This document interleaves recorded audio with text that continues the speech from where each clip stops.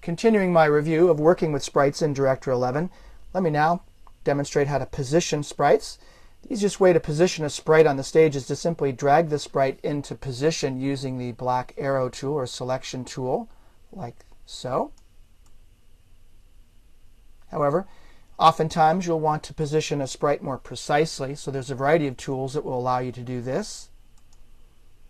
Probably the easiest tool is to use the Property Inspector.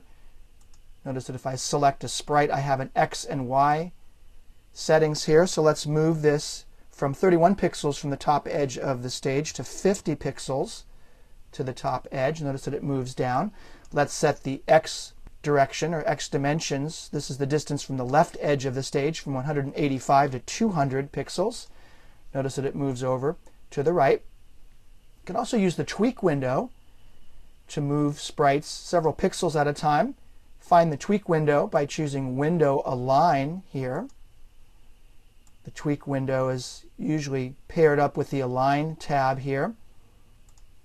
Notice that I can set my horizontal and vertical tweak values and then click on the tweak button. Notice that it moves it 3 pixels in this case to the right and 3 pixels up. Again, this is reducing the number of pixels to the top edge of the stage.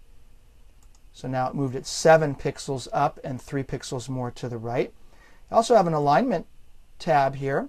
The alignment tab is useful for aligning up sets of sprites. So let me hold down the Shift key and select these 3 sprites, who, what, and why, and then click on the Align Left Edge button here on the Align tab, and notice that moves everything over so that everything is lined up on the left. And then I can use my arrow keys as well on my keyboard to move these up or down, left or right, 1 pixel at a time. This is probably the most common way that I fine-tune my sprites, is I use the arrow keys and then look at the X and Y settings here in the Property Inspector. You can also use the guides or grids that are available here under View, Guides and Grid. Let's show the grid. There's my grid there. I've also got some guides. Let's go ahead and show the guides. Now you can set your grid by choosing View, Guides and Grid Settings. And here's my grid color. The default is red, but I can change that to any color using the chip here. I can make it either dots or lines. The dots are kind of hard to see. Let's change this back to red. Probably red is the most visible, especially if you're using dots. But I can also adjust the width and height, the density of the grid. Let's make this 20 by 20 pixels, a higher density. And let's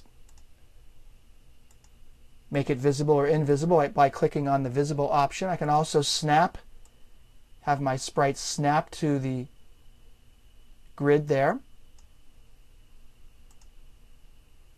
Now working with guides is a little bit trickier. They're hard to find. You go to View, Guides and Grid, Settings, and that'll bring out this Guides tab here in the Property Inspector, and then just simply drag out some guides. Let's go ahead and make my grid invisible. Either vertical or horizontal guides. I can bring out as many as I want, and then I can line up my sprites to those guides. You can also remove guides. And you'll see the problem is that you lose your guides tab there in the Property Inspector. But let's say I want to remove my guides. Go to View, Guides and Grids, Settings, Remove All, and that will remove those guides. I can also change the color of my guides, make them visible or invisible, allow my sprites to snap to the guides or lock the guides. If I lock these guides, notice that I can't move them. Unlocking them, I move my mouse over the guide. I get a double-headed arrow, either horizontal or vertical, to move it in that direction. Notice I'm also getting dimensions there, or location of my guide. That's 153 pixels from the edge. That's 150. Actually, these numbers represent the numbers of pixels from the left edge for the vertical and from the top edge for the horizontal guides. So if I want to place my sprite 140 pixels from the top edge, I can just snap it to that guide like so. Director places the image of a cast member on the stage by specifying the location of its registration point. So for many cast members, such as bitmap or vector shapes, the registration point is at the center of the bounding rectangle by default.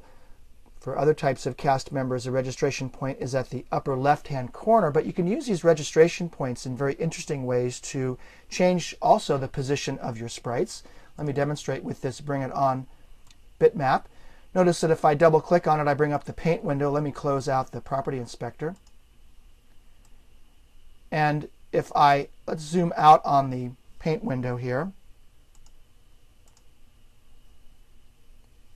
Now if I double-click on the registration point here in the paint window, that will set that registration point by default in the center. But if I click elsewhere, notice that I can change the registration point, and by doing so, I'm also changing the location on the stage.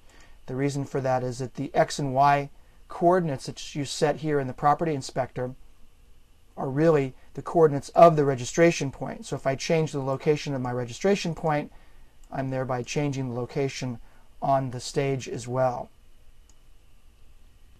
So you can use registration points to also change the position of your sprites.